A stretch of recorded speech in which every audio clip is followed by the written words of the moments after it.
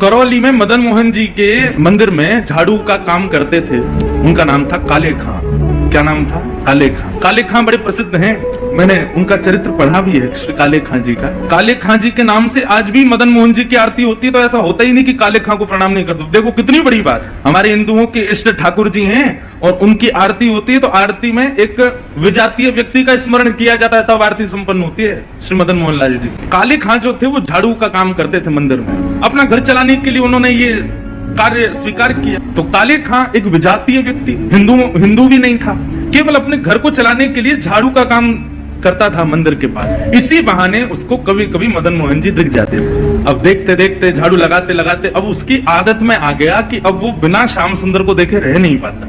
रोज मंदिर में जाता, झाड़ू लगाता और पीछे सीढ़ियों पे ही खड़ा हो जाता, अंदर तो जाने की उसको अनुमति नहीं थी। तो वहीं से भीड़ जब इधर उधर होती थी तो बीच में से थोड़ी सी झांकी श्री मदन मोहन जी की उसको दिख जाती थी, मानो उसको ऐसा लगता था उसका हृदय परम शीतल हो गया हो, परम आनंदित हो गया हो।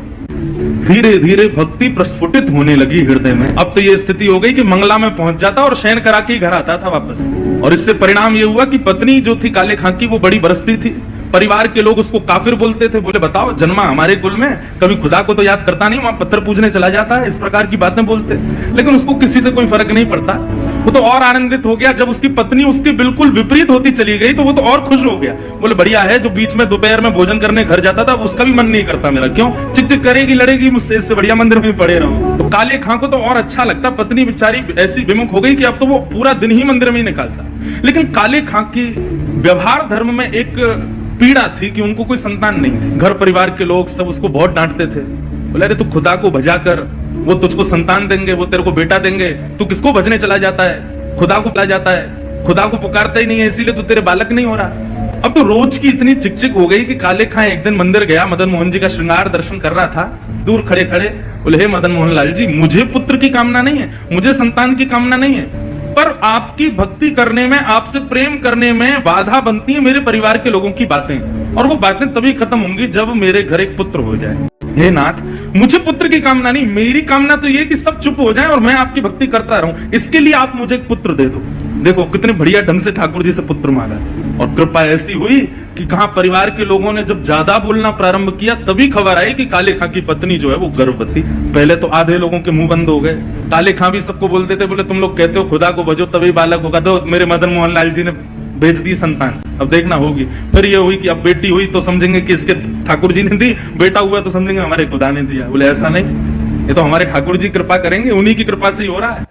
और काले खां के यहाँ पर एक पुत्र ने जन्म लिया। जन्म लेते ही महाराज काले खां बड़ा खुश, इसलिए नहीं कि पुत्र हुआ, इसलिए कि अब सबके मुंह बंद हो गए, अब मुझसे कोई कुछ नहीं कहेगा, अब मैं निरंतर मदन मोहन लाल जी का खूब दर्शन किया करूंगा। लेकिन हमारे ठाकुर जी सीधी सीधी जीवन जिए कोई, इससे ठाकुर जी को आनंद नहीं आता। हमें बिहारी जी बड़े चतुर हैं, खुद टेढ़े हैं तो इसलिए भक्तों का भी जीवन टेढ़ा मेढ़ा ही कर देते हैं। ये बात आप सबने अनुभव की होगी। जीवन में अगर 10-15 दिन बड़े खुशी खुशी निकल जाए तो चिंता और बन जाती है, पता नहीं क्या होने वाला है, 10 दिन से कुछ हुआ नहीं है मेरे साथ, निश्चित कुछ तो होगा। अब काले खां का पुत्र 8 वर्ष का हो गया, सब आनंदित था, काले खां बड़ा प्रसन्न। अब तो जन्माष्टमी भी मनाता है, राधाष्टमी भी मनाता है, रामनवमी भी मनाता है, घर वालों को नहीं बताता, बस मंदिर में जाके सब उत्सव होते हैं उसमें आनंद करता है। 8 वर्ष का बालक काले खां का यमुना जी के तट पर, नदी के तट पर कहीं खेल रहा था अपने मित्रों के साथ, और एक सर्प ने उसको डस दिया। सर्प के डसते ही महाराज नीला पड़ गया उसका पुत्र, बेहोश होकर गिर गया। बालक दौड़े दौड़े गए काले खां के घर। काले खां तो मंदिर में था, उसकी पत्नी को जाके बताया। पत्नी रोते रोते मंदिर पहुंची, जाकर के बोली जल्दी चलो, हमारे बेटे को सर्प ने डस दिया है, वो नदी के तट पर बेहोश पड़ा है, मैं जा रही हूं उसके पास, तुम जाओ किसी झाड़ फूंक वाले को लेके आओ, हमारा बेटा मर जाएगा। लेकिन काले खां व्यस्त था ठाकुर जी की श्रृंगार आरती में, श्रृंगार आरती हो रही। पत्नी इतना बोल करके लौटने लगी, लौट करके उसने पीछे देखा कि आए कि नहीं, तो देखा तो काले खां तो ठाकुर जी को ही देख रहा था। पत्नी जाकर के बरसने लगी, बोले तुमको अभी भी यही दिख रहे हैं? अरे हमारा बेटा मरने वाला है, देरी करोगे, कोई झाड़ फूंक वाला नहीं पहुंचा तो उसकी मृत्यु हो जाएगी। लेकिन काले खां तो अभी भी मदन मोहन जी को ही देख रहे थे। पत्नी ने कहा यदि मेरे पुत्र को कुछ हो गया ना तो फिर देखना मैं क्या करती हूं, तुम्हें और तुम्हारे इस मदन मोहन को दोनों को देखूंगी। ऐसा कहकर के पत्नी तो चली गई। काले खां वहीं खड़े रहे, नेत्रों से अविरल अश्रुधार बहाने लगे। इसलिए नहीं कि पुत्र को सर्प ने डसा, इसलिए हे मदन मोहन लाल, क्यों आप चैन से नहीं बैठने देते मुझको, क्यों आप चैन से मुझे दर्शन नहीं करने देते। ये सब मुझे पता है आपकी लीलाएं हैं, और ये सब क्यों करते हो ये भी मुझे पता है, मुझे परखने के लिए कि मैं अपनी स्थिति से च्युत तो नहीं हो रहा कहीं। लेकिन मेरा पुत्र दिया आपने था तो बचाओगे भी आप ही। और पुनः कहूंगा, इसलिए नहीं कि मेरा पुत्र है, इसलिए कि मैं आपसे दूर ना हो जाऊं, बस मेरे पुत्र को बचाना। संध्या आरती के बाद जैसे ही कपाट बंद हुए, काले खां नदी के तट पर पहुंचा। भीड़ इकट्ठी थी।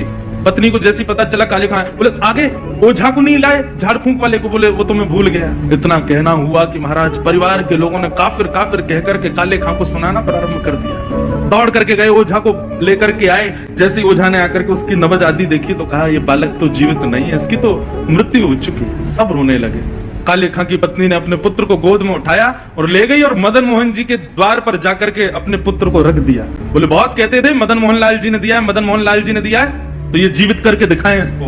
और यदि ये जीवित नहीं हुआ, खुद भी मर जाऊंगी, तुमको भी मार दूंगी और पूरे परिवार को नष्ट कर दूंगी इन्हीं की दहली पर।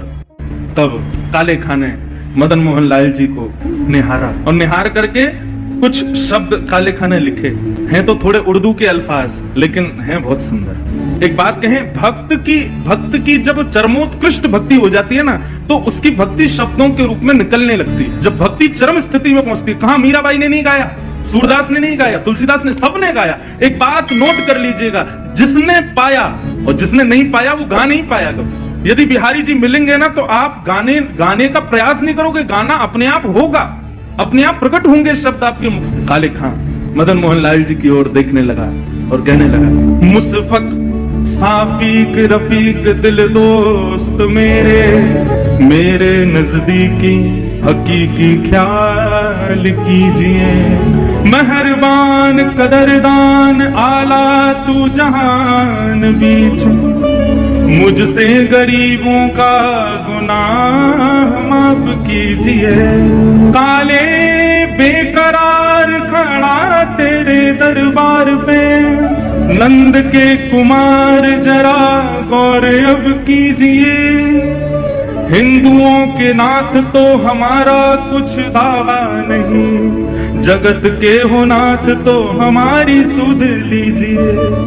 हे मदन मोहन लाल, एक द्वार पर खड़ा है तुम्हारे, यदि तुम हिंदुओं के नाथ हो तो हम वापस चले जाएंगे, कोई कृपा मत करना। पर मैंने सुना है लोग आपको जगन्नाथ बुलाते हैं, जगत के हो नाथ तो हमारी सुध लीजिए। बस ये बात कहनी हुई, नेत्रों से अविरल अश्रुधार बहने लगे काले खां के, और देखते ही देखते जैसे अश्रुधार का एक बिंदु नीचे पड़े हुए काला पड़ गया था पुत्र विष के कारण, जैसे एक बिंदु जाकर के उस पुत्र के मुखमंडल पर पड़ते ही उसका जो काला वर्ण हो चुका था वो श्वेत होने लगा, और धीरे धीरे पुत्र ने आंख खोलने प्रारंभ करी, उठ करके बैठ गया, देखने लगा, जल पी करके बोला अब्बा अम्मी, जो उसके माता पिता थे उनको उन्हीं शब्द में पुकारा। बोले कि वो कहाँ गया?